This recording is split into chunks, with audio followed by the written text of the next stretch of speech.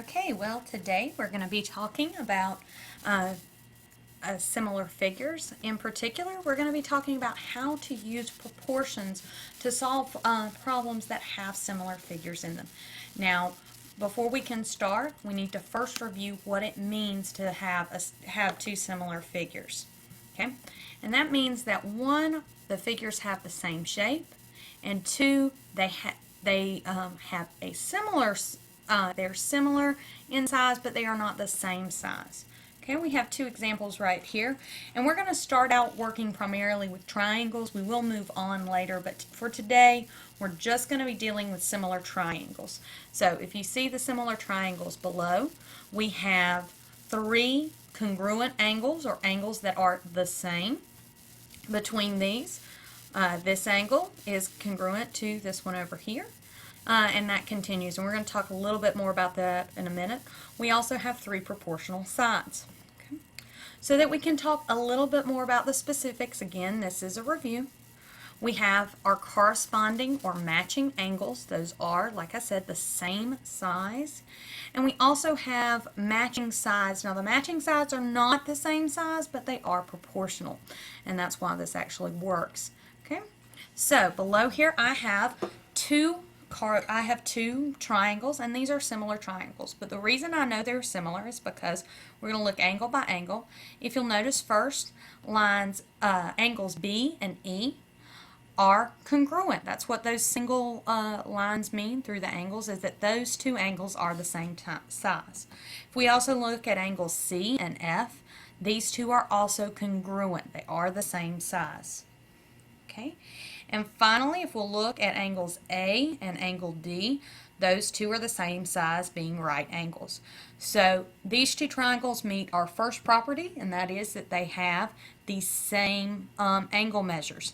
The second property was the proportional sides. The corresponding sides are proportional. So if we'll look first at line AB and DE, they are proportional. In this case, they're proportional by a factor of 3. Now the reason we know they're a factor of 3 is that if we were to write that as a ratio, it would be 12 to 4, 12:4, or if we were going to write it in fraction form, it would be 12 over 4, because remember, those are our three ways to write ratios. So in this case, if we wrote it in fraction form, which is 12 over 4, it would simplify to be 3.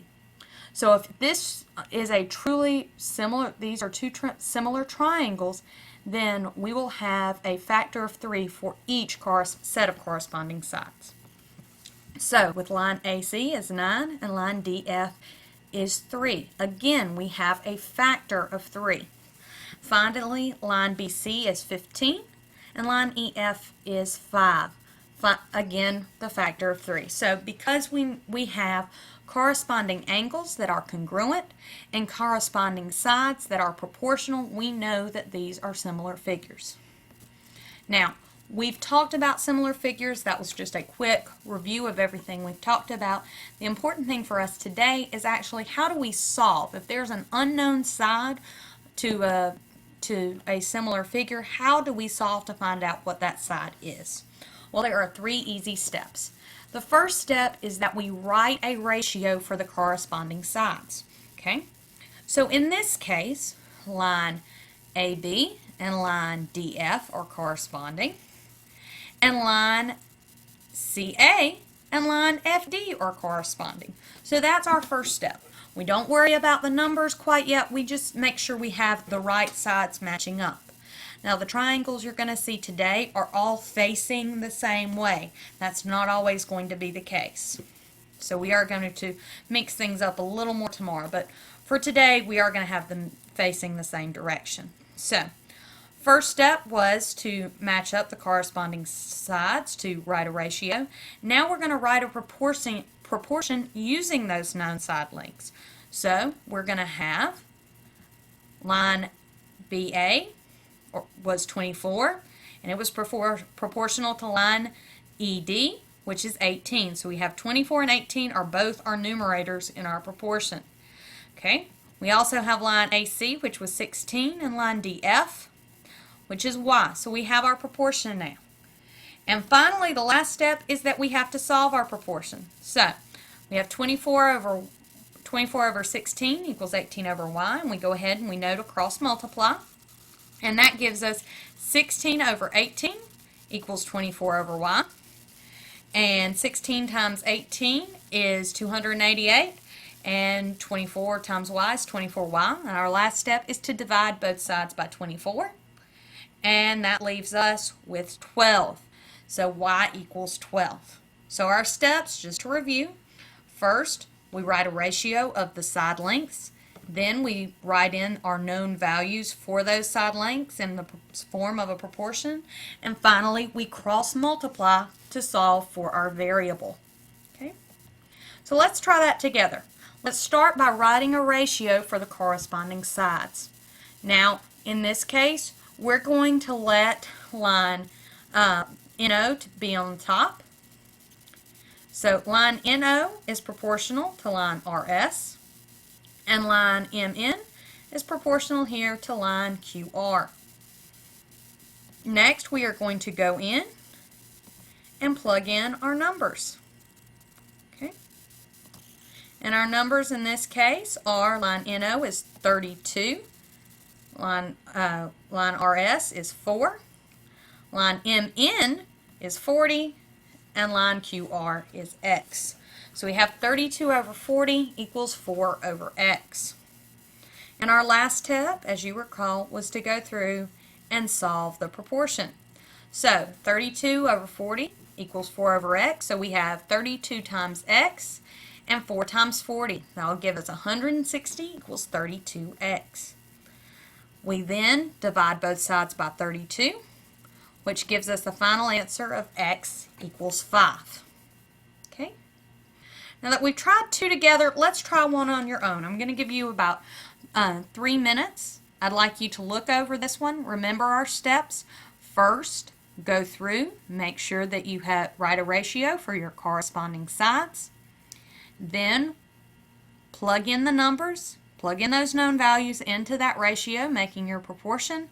And finally, use cross multiplication to solve for the variable.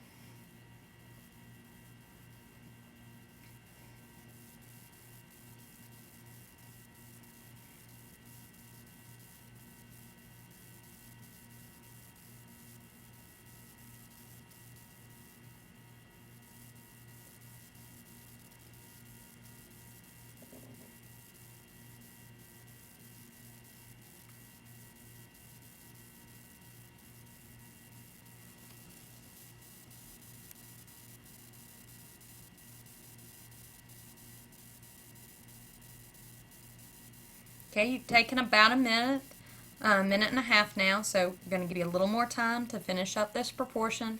I'm going to go through the rules one last time. First, you write the ratio of the corresponding sides. Next, you plug in the known values from the triangle or from your figure. As I said, we will move on to other shapes tomorrow. And finally, you cross multiply to solve for our variable, and in this case, it's X.